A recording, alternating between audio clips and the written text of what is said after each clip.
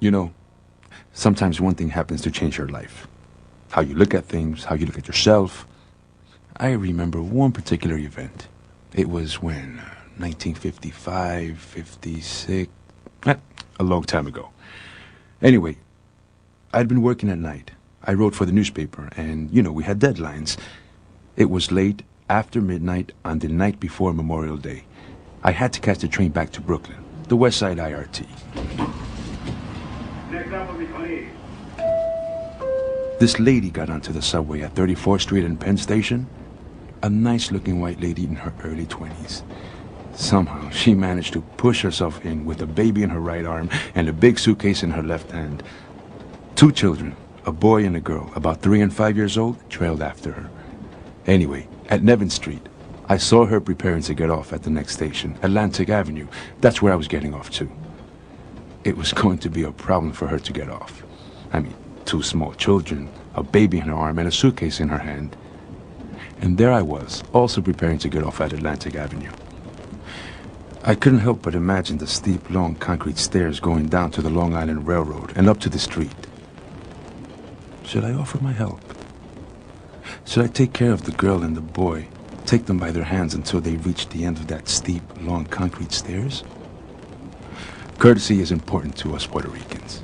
And here I was, hours past midnight, and the white lady with a baby in her arm, a suitcase, and 2 white children, badly needing somebody to help her. I remember thinking, I'm a Negro and a Puerto Rican. Suppose I approach this white lady in this deserted subway station late at night. What would she say? What would be the first reaction of this white American woman? Would she say, yes, of course, you may help me? Or would she think I was trying to get too familiar? Or would she think worse? What do I do if she screamed when I went to offer my help? I hesitated. And then I pushed by her like I saw nothing, as if I were insensitive to her need.